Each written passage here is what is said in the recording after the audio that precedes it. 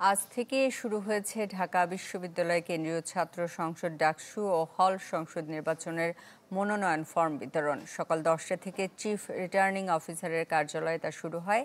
এই কার্যক্রম চলবে 18 আগস্ট পর্যন্ত।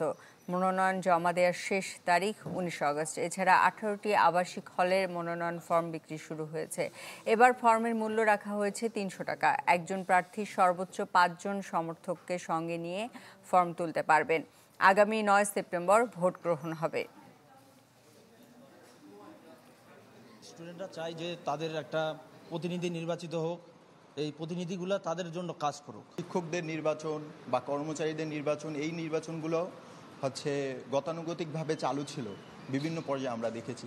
কিন্তু ছাত্রদের অধিকারের ব্যাপারে আমরা দীর্ঘদিন পরে আবার একটা আমাদের ডাকসু নির্বাচন পেতে যাচ্ছি। ঢাকা বিশ্ববিদ্যালয়কে একটি আধুনিক জ্ঞান চর্চার কেন্দ্র এবং নিরাপদ বিশ্ববিদ্যালয় গড়ে তোলার যে প্রত্যয় আছে, সেই প্রত্যয় নিয়ে আমি ঢাকা বিশ্ববিদ্যালয় কেন্দ্রীয় ছাত্র সংসদ ডাকসুতে সদস্যপদে নির্বাচন করার ইচ্ছা পোষণ করছি। এ বিষয়ে আরও জানাতে ঢাকা বিশ্ববিদ্যালয় ক্যাম্পাস থেকে যুক্ত হচ্ছেন আমাদের সহকর্মী আহমেদ সোহাগ। সোহাগ, আজ আপনার কাছে কি তথ্য আছে বিষয়ে?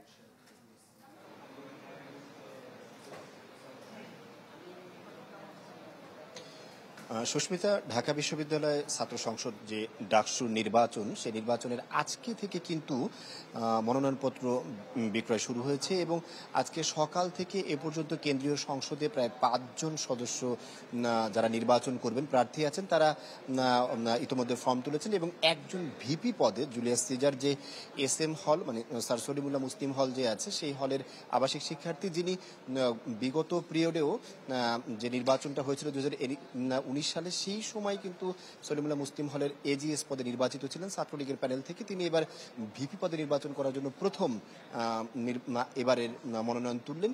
আমরা দেখেছি যে সকাল থেকে কিন্তু আজকে এই মনোনয়নপত্র বিক্রয় শুরু হয়েছে।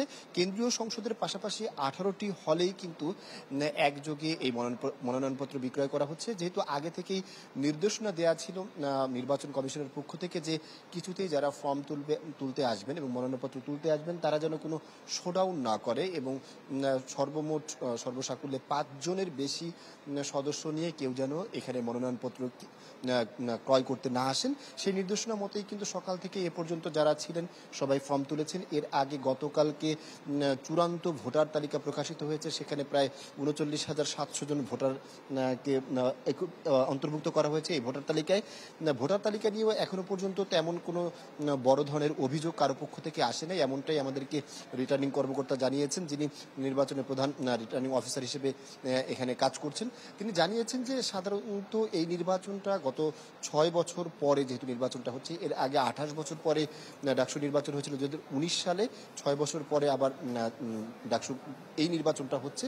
সুতরাং এই নির্বাচন নিয়ে সাধারণ শিক্ষার্থীদের মধ্যে ব্যাপক আগ্রহ আছে এবং নিরাপত্তার ব্যাপারে পুরোপুরি তারা নিশ্চয়তা দিচ্ছেন এবং প্রার্থীদের সাথে আমরা কথা বলেছি, তারাও নিরাপত্তা এবং সর্বসাকুল্যে নির্বাচন ব্যবস্থাপনা নিয়ে সন্তুষ্টই, এরকমটাই আমাদেরকে জানিয়েছেন। এই ছিল সর্বশেষ। আপনাকে ধন্যবাদ। ডাকসু নির্বাচন বিষয়ে সবশেষ আপডেট দিচ্ছিলেন ক্যাম্পাস থেকে আহমেদ সোহাগ।